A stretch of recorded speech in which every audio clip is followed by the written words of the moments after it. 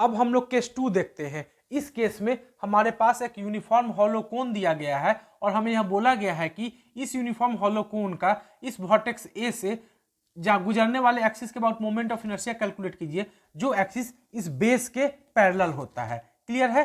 ठीक है, तो मान लेते हैं कि जो एक्सिस ऑफ रोटेशन है वह इस वर्टेक्स ए से होके गुजर रहा है। क्लियर है? और किसके पैरेलल है? इस यूनिफॉर्म हॉलो कोन के बेस के पैरेलल है। क्लियर है? और इस एक्सिस ऑफ रोटेशन को यदि हम लोग एक्स वाई बोल दे तो हमें इस एक्स वाई एक्सिस के अबाउट इस यूनिफॉर्म हॉलो कोन का मोमेंट ऑफ इनर्शिया कैलकुलेट करना है, जहां यह जो एक्स वाई एक्सिस है यह इस यूनिफॉर्म हॉलो कोन के बेस के पैरेलल है। यानी एक्स वाई किसके पैरेलल है? Parallel to base. क्लियर है? ठीक है, ठीक है। तो जैसा कि लास्ट वीडियो में हमने आपको बताया है कि किसी यूनिफॉर्म हॉलो कोन के मोमेंट ऑफ इनर्शिया को कैलकुलेट करने के लिए हम लोग जो एलिमेंट कंसीडर करते हैं वह रिंग के शेप में करते हैं। क्लियर है? और उस एलिमेंट्री रिंग का जो मास होता है उसे भी हमने लास्ट वीडियो में कैलकुलेट करना सिखा दिया है, कितना होता है। साथ ही साथ उस एलिमेंट्री रिंग का जो रेडियस होता है उसे वह भी कितना होता है उसे भी हमने लास्ट वीडियो में कैलकुलेट करना सिखा दिया है। क्लियर है? ठीक है, तो मान लेते हैं कि इस एक्स वाई एक्सिस के अबाउट इस यूनिफॉर्म हॉलो कोन के मोमेंट ऑफ इनर्शिया को कैलकुलेट करने के लिए हम लोग इसके वर्टेक्स ए से एक्स डिस्टेंस नीचे आकर के एक एलिमेंट्री रिंग कंसीडर करते हैं। क्लियर है? क्लियर है? और इस एलिमेंट्री रिंग का, ठीक है, यह जो साइड होता है इस साइड को हम लोग बोलते कितना, इस साइड का जो लेंथ होता है वह कितना होता है? dx इंटू सेक थीटा होता है। क्लियर है? जहां थीटा क्या है? यह एंगल है। क्लियर है? ठीक है, ठीक। यह जो इस एलिमेंट्री रिंग का जो सेंटर ऑफ मास होगा वह कहां एग्जिस्ट करेगा? इस पॉइंट पे एग्जिस्ट करेगा। और यह पॉइंट किस लाइन पे एग्जिस्ट करता है? इस एओ लाइन पे एग्जिस्ट करता है। क्लियर है? ठीक है। और इस एलिमेंट्री रिंग का यह जो होगा वह क्या होगा? रेडियस होगा। और इस रेडियस को हम लोग क्या बोलते हैं? स्मॉल आर बोलते हैं। और इस स्मॉल आर का वैल्यू हमने लास्ट वीडियो में कैलकुलेट किया था, जिसे हमने बोला था कि आपको हमेशा याद रखना है। और हमने बोला था कि स्मॉल आर का जो वैल्यू होता है वह कितना होता है? Capital R upon H into x होता है, जहां एक्स क्या है? एक्स क्या है? इस वर्टेक्स से इस एलिमेंट्री रिंग का जो सेंटर है उस सेंटर को यदि हम लोग क्यू बोले तो इस ए से क्यू के बीच का यह डिस्टेंस एक्स है। क्लियर है? और यह कैसा डिस्टेंस होगा? यह डिस्टेंस परपेंडिकुलर डिस्टेंस होगा। क्लियर है? ठीक है, यह हमने लास्ट वीडियो में यह सिखा चुके हैं। क्लियर है? ठीक है। और यह जो हम लोग एलिमेंट कंसीडर कर रहे हैं यह एलिमेंट किसके पैरेलल कंसीडर कर रहे हैं? इस बेस के पैरेलल कंसीडर कर रहे हैं। क्लियर है? ठीक है। और इस एलिमेंट्री रिंग का जो मास होता है उसे हमने लास्ट वीडियो में कैलकुलेट कर लिया था। वह कितना होता है? डीएम बराबर क्या होता है? 2m upon H square into x into D x होता है। क्लियर है? ठीक है। तो इस एलिमेंट्री रिंग का मास हमें पता है, इस एलिमेंट्री रिंग का हमें रेडियस पता है। और यह जो एलिमेंट्री रिंग हम कंसीडर करते हैं वह किसके पैरेलल कंसीडर करते हैं? बेस के पैरेलल कंसीडर करते हैं। क्लियर है? ठीक है। तो इस यूनिफॉर्म हॉलो कोन का इस एक्स वाई एक्सिस के अबाउट मोमेंट ऑफ इनर्शिया को कैलकुलेट करने के लिए हम लोग इस एक्स वाई एक्सिस के अबाउट इस एलिमेंट्री रिंग के मोमेंट ऑफ इनर्शिया को सबसे पहले कैलकुलेट करेंगे। क्लियर है? ठीक है। तो इस एक्स वाई एक्सिस के अबाउट इस एलिमेंट्री रिंग का जो मोमेंट ऑफ इनर्शिया होगा वह कुछ कितना होगा? कुछ इतना होगा। क्लियर है? ठीक है। तो यहां पे हमें इस आई पी क्यू का वैल्यू कैलकुलेट करना है, यानी कि इस पी क्यू एक्सिस के अबाउट इस एलिमेंट्री रिंग का मोमेंट ऑफ इनर्शिया कैलकुलेट करना होगा। क्लियर है? ठीक है। तो हम लोग इसे क्लियर है। तो इस एक्स वाई एक्सिस के अबाउट इस एलिमेंट्री रिंग का जो मोमेंट ऑफ इनर्शिया होगा वह कितना होगा? कुछ इतना होगा। क्लियर है? ठीक है। तो इस इक्वेशन के अनुसार सबसे पहले हमें क्या कैलकुलेट करना होगा? आई पी क्यू का वैल्यू कैलकुलेट करना होगा। आई पी क्यू क्या है? आई पी क्यू जो है वह इस एलिमेंट्री रिंग का इस पी क्यू एक्सिस के अबाउट मोमेंट ऑफ इनर्शिया है। क्लियर है? तो जैसा कि हम लोग जानते हैं कि यदि कोई हमारे पास रिंग हो जिसका मास m हो और रेडियस r हो और कोई एक्सिस उसके डायमीटर से होकर गुजरे तो इस एक्सिस के बाद जो मोमेंट ऑफ इनर्शिया होता है वो कितना होता है? m r स्क्वायर अपॉन 2 होता है। क्लियर है? ठीक है। तो यहाँ पे हम लोग यह देख रहे हैं कि यह जो PQ एक्सिस है इस एलिमेंट्री रिंग के डायमीटर से होकर गुजर रहा है। तो इस PQ एक्सिस के अबाउट इस एलिमेंट्री रिंग का जो मोमेंट ऑफ इनर्शिया होगा वह कितना होगा? इस एलिमेंट्री रिंग का मास यानी कि dm इंटू इस एलिमेंट्री रिंग का रेडियस, रेडियस हमारे पास क्या है? स्मॉल r है, into small r square upon 2 होगा, प्लस dm क्या है? इस एलिमेंट्री रिंग का मास है, प्लस dm लिखेंगे, इंटू एक्स स्क्वायर है तो एक्स स्क्वायर लिखेंगे। क्लियर है? ठीक है। तो डी आई बराबर हमें कितना मिलेगा? कुछ इतना मिलेगा। अब हम लोग क्या करते हैं कि dm का वैल्यू और आर का वैल्यू यहाँ पुटअप कर देते हैं। तो डीएम का जगह पे हम लोग कितना लिखेंगे 2m into x into D x लिखेंगे अपॉन 2, क्लियर है। और इस आर के जगह पे कितना लिखेंगे, इतना लिखेंगे capital R upon H into x का होल स्क्वायर प्लस फिर इस डीएम के जगह पे हम लोग कितना लिखेंगे, लिखेंगे 2m upon H square into x into D x लिखेंगे इंटू एक्स स्क्वायर के जगह पे क्या लिखेंगे एक्स स्क्वायर ही लिखेंगे, क्लियर है। तो यह डी आई हमें मिल गया, यानी कि इस एक्स वाई एक्सिस के अबाउट इस एलिमेंट्री रिंग का मोमेंट ऑफ इनर्शिया में कुछ इतना मिल गया, क्लियर है। तो यहां से कुछ कैंसिल आउट भी होगा, इस 2 से 2 कैंसिल आउट हो जाएगा, क्लियर है। तो हमें डी आई बराबर क्या मिलेगा m capital R square into x Q into D x मिलेगा अपॉन एच स्क्वायर मिलेगा, क्लियर है, ठीक है। और यहां से हमें क्या मिलेगा 2m upon H square into x Q into D x मिलेगा, क्लियर है, ठीक है। और हम लोग जब इसको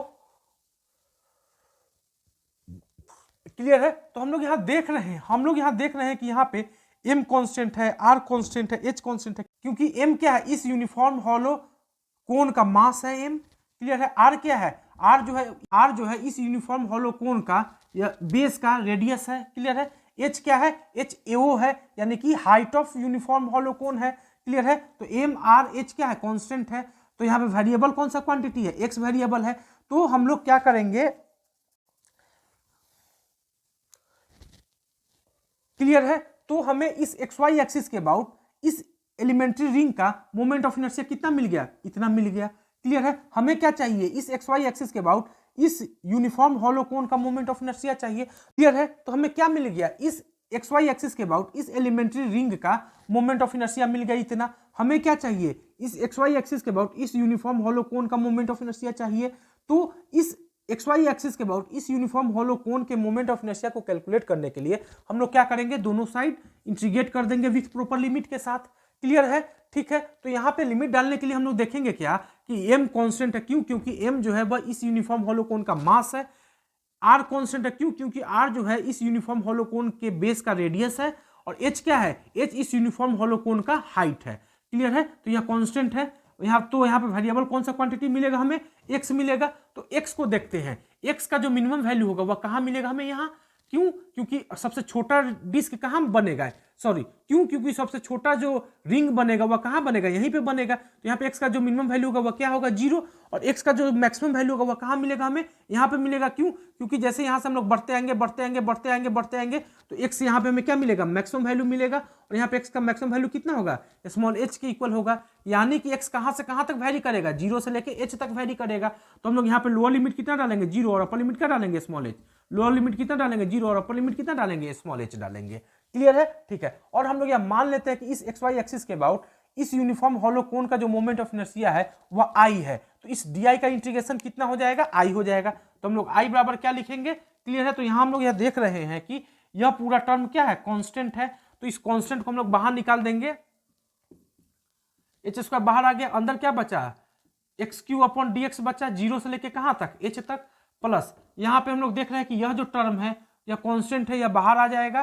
तो क्या हम बाहर आ जाएगा 2m अपॉन एच स्क्वायर बाहर आ गया, अंदर क्या बचेगा x Q into D x बचेगा, 0 से लेके कहां तक h तक, क्लियर है, ठीक है। इसको जब हम आगे सॉल्व करेंगे तो हमें क्या मिलेगा, capital M r square upon H square, और एक्स क्यू का इंटीग्रेशन क्या होता है x to the power 4 upon 4 होता है। तो हम लोग यहाँ फाइनली क्या लिखेंगे x to the power 4 upon 4 लिखेंगे, प्लस यहाँ पे भी हम लोग क्या लिखेंगे 2m अपॉन एच स्क्वायर, और एक्स क्यू का इंटीग्रेशन क्या होता है x to the power 4 upon 4 होता है। तो फाइनली हम लोग क्या लिखेंगे h to the power 4 upon 4 लिखेंगे, क्लियर है, ठीक है। तो यहाँ से कुछ कैंसिल आउट होगा, यहाँ से इस एच स्क्वायर से इस h टू द पावर 4 को H square times cancel out करेंगे, यहाँ से हम लोग इस एच स्क्वायर को यहाँ से डीएम का वैल्यू यहाँ पुट अप कर सकते हैं और यहाँ से आर का वैल्यू यहाँ पुट अप कर सकते हैं, क्लियर है। तो डी आई बराबर हमें क्या मिलेगा, डीएम के जगह पे हम लोग कितना डालेंगे 2m upon H square into x into D x डालेंगे। तो डीएम के जगह पे यहाँ पे हम लोग कितना डालेंगे 2m upon H square into x into D x, clear है, अपॉन 2 हो जाएगा, इंटू इस स्मॉल आर के जगह पे हम लोग क्या डालेंगे R upon H into X, R upon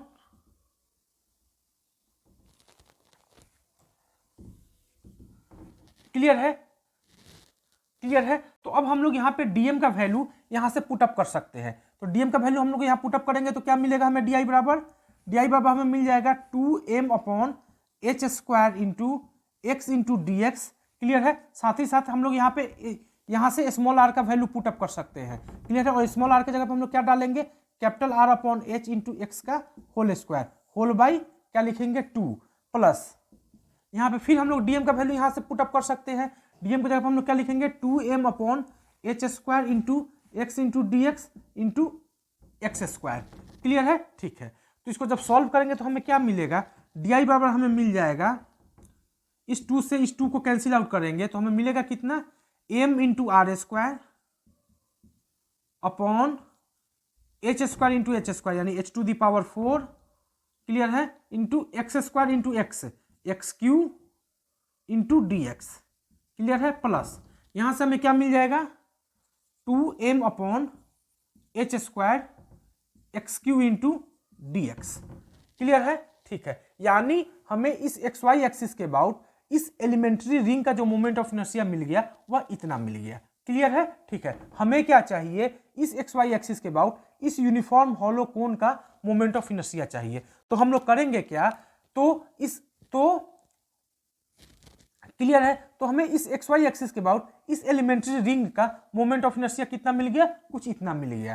clear है। हमें क्या चाहिए, इस xy एक्सिस के अबाउट इस यूनिफॉर्म हॉलो कोन का मोमेंट ऑफ इनर्शिया चाहिए। क्लियर है। ठीक है। तो इस xy एक्सिस के अबाउट इस यूनिफॉर्म हॉलो कोन के मोमेंट ऑफ इनर्शिया को कैलकुलेट करने के लिए हम लोग करेंगे क्या, इस इक्वेशन को इंटीग्रेट कर देंगे विथ प्रॉपर लिमिट के साथ। क्लियर है। ठीक है। तो इस इक्वेशन में हम लोग यह देख रहे हैं कि m क्या है, कांस्टेंट है। क्यों, क्योंकि m क्या है, इस यूनिफॉर्म हॉलो कोन का मास है m। क्लियर है। r क्या है, इस यूनिफॉर्म हॉलो कोन के बेस का रेडियस है r, तो यह भी कांस्टेंट होगा। h क्या है, h क्या है, इस यूनिफॉर्म हॉलो कोन का हाइट है, और हाइट भी क्या होगा, कांस्टेंट होगा। क्लियर है। ठीक है। तो यहाँ पे वेरिएबल कौन सा क्वांटिटी मिलेगा, हमें x वेरिएबल मिलेगा। तो x को देखेंगे, x का जो मिनिमम वैल्यू होगा वह कहाँ मिलेगा, हमें यहाँ मिलेगा, और मिनिमम वैल्यू कितना होगा, 0। क्लियर है। और जैसे जैसे यहाँ से हम लोग नीचे आते जाएंगे तो x बढ़ते आएगा, और x का जो मैक्सिमम वैल्यू मिलेगा वह कहाँ मिलेगा, हमें यहाँ मिलेगा, और वह कितना होगा, h की इक्वल होगा। क्यों, क्योंकि AO जो है वही क्या है, हाइट है, और हाइट कितना है इस यूनिफॉर्म हॉलो कोन का, h है। क्लियर है। ठीक है। ठीक है। तो इस इक्वेशन के लिए जो लोअर लिमिट होगा, तो हम लोग देख रहे हैं कि x जो है वह, तो हम लोग यह देख रहे हैं कि x जो है वह कहाँ से वैरी कर रहा है, वह 0 से लेकर h तक वैरी कर रहा है। क्लियर है। तो इस इक्वेशन का जो लोअर लिमिट होगा वह 0 और अपर लिमिट क्या होगा, स्मॉल h होगा। लोअर लिमिट होगा 0 और अपर लिमिट कितना होगा, स्मॉल h होगा।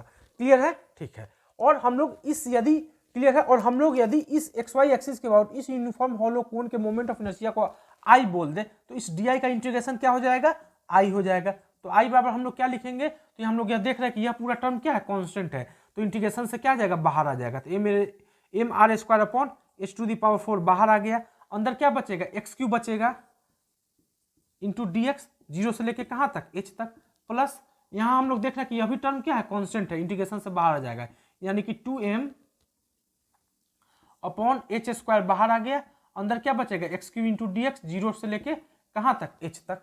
क्लियर है। क्लियर है। ठीक है। अब इसको हम लोग सॉल्व करेंगे तो i बराबर हमें क्या मिलेगा, mr² अपॉन h⁴।